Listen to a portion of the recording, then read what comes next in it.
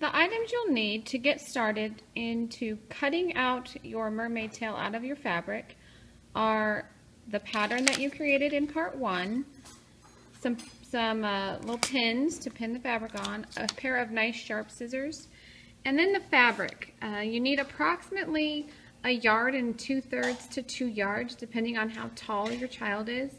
And the type of the fabric, is basically swimsuit fabric. I have a couple different varieties that I can show you, and then you can decide what kind of fabric you want to make your mermaid tail out of. Okay, what I have for you is just a few different varieties of fabric, and I'm going to kind of explain a little bit about each one. The two fabrics here are sparkly, like spandex, lycra fabric that you can find at like Joann's, or not even sure if Hobby Lobby has them, but any fabric store is probably going to have some type of swimsuit fabric or dance fabric. Now when you're looking for a fabric, you want to make sure that it's pretty thick.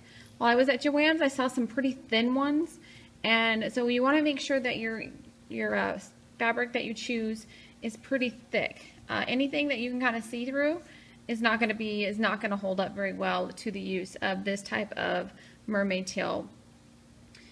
So these varieties look very cool in the water when they're done because they sparkle when the sun hits them. And so I picked up these two for my girls because they don't have a sparkly one yet. So I'm going to be making my girls ones out of these two. These range in price. I think these were $16.99 a yard. And then I did find a coupon for like 40% off. So if you need about 1 2/3 to 2 yards, you're gonna be spending a little bit. So always look for a coupon for your Joann's. Okay, this next group of fabrics that I'm gonna show you came from a store here in our town that sells fabric by the pound. In these type of stores, you're gonna wanna look for the lycra or the swimsuit, again, fabric section. There's actually 2 different areas in our store that sell this type of fabric. One area has pretty much all solid colors, and every color of the rainbow you can probably find in this type of store.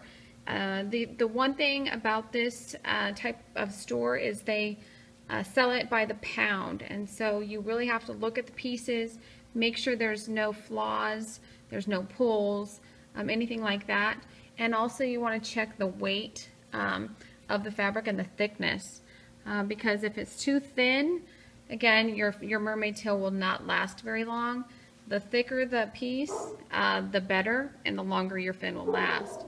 The other thing that these type of stores have is a lot of patterns, and so what you can do is find any patterns that you like. They had all different kinds, and this was pretty much the only one I found that had a little bit of sparkle to it at that store. They do sell like metallic type fabric, but I'm just not sure how those would hold up because there's not as much give, and so always stick with a lycra based fabric. And again, you need about no more than 2 yards, I would say, 1 2/3 to 2 yards. And again, this runs about at our store about $7.99 a pound, and it works out to be anywhere between $10 and $15, so a little bit less than the pretty sparkly variety. So we have a lot of different mermaid tails in our house. So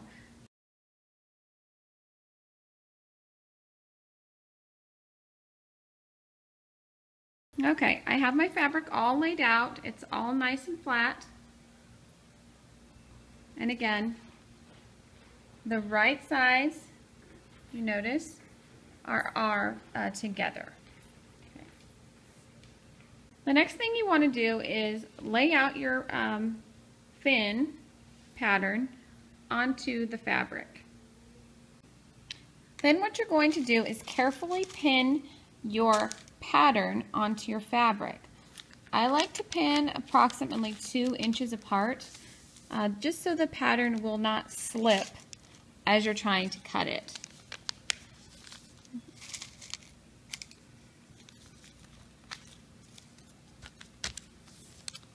And basically you just smooth out the pattern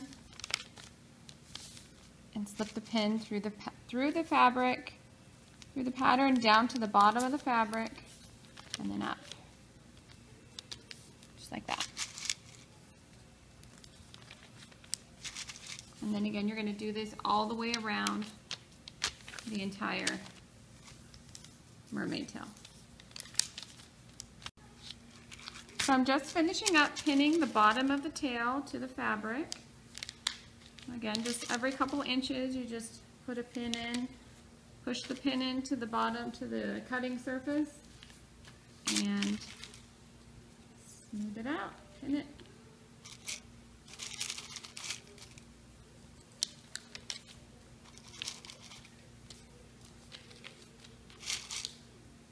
Okay.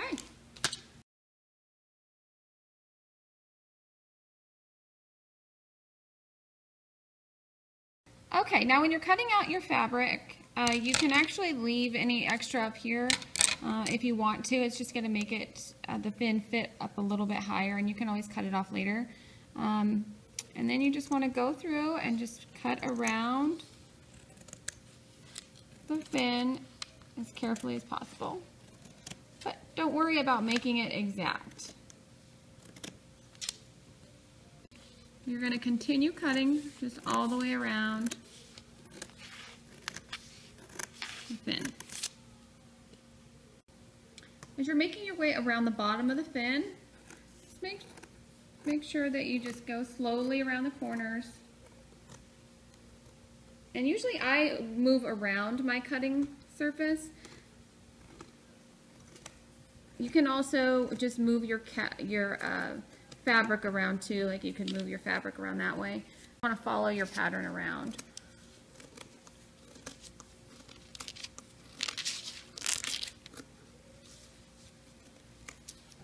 And again, don't worry about making it exact. It's the sewing that makes the straight line. So.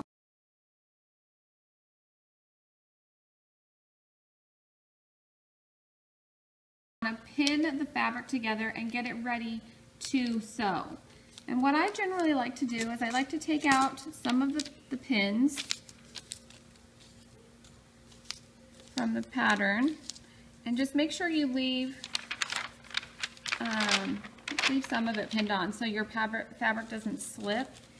And you do not need to pin this top section because that is going to be where the top of it goes, so you don't want to sew that closed. And when you're placing your pins, you always want to place them going to the outside, like that, and you not like this. So when we place the pattern on, we pin like this. When we get it ready to sew, we want to place them like this. And the reason for that is because on your sewing machine, you can actually sew right over that. You won't have to take out the pin every time that you're sewing if you put the pins in this way. And it holds your fabric together as you're sewing, especially with these more silky type fabrics. They tend to slip a lot, and so if you pin them together this way, then you actually don't have to remove those pins when you sew. So I am going to continue pinning this all the way together, all the way around. And I usually put the pins pretty close together on this, maybe like 1 inch to 1.5 inches.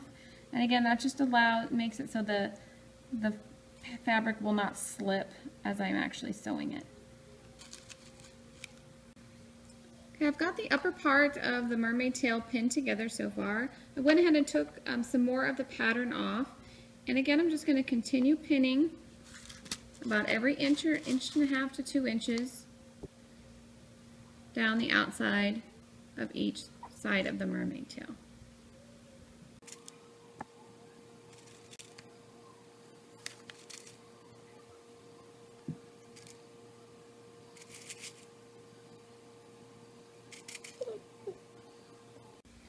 We now are down at the bottom of the fin, and the way that I do this is I go ahead and I sew all the way around the mermaid tail. There are some other options available. If you are good at putting in Velcro, you can leave part of this bottom fin open and put Velcro in so that your fin is easy to get in and out of your mermaid tail. I don't do that. My friend Trolley, who taught me how to do this, she does. I believe she uses Velcro on her mermaid tails that she makes. And so I'm not even sure. You could just play with it. If you are a good seamstress, you could decide where you wanted your Velcro to go. I think she does put it down here. I'll check with her and I will let you know where she puts it. But for me, for this particular tutorial, I'm going to show you how I make them, and I actually sew the whole bottom closed. We're just going to finish pinning this off, and then it will be time to sew it together.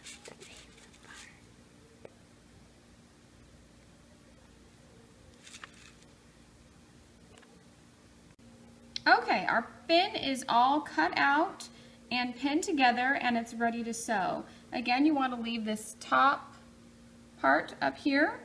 This is going to be where they slip the tail on, so you do not want to sew this top part closed. Your pins are about 1.5 inches pinned, facing to the outside. They can be facing inside too if you wanted. You could do them this way too. But the important thing is that they're horizontal. So either way is fine. And to double check before you actually sew, you want to make sure that your right sides are pinned together so that your seam is going to be on the inside of the tail and not the outside. So do double check that before you actually start sewing.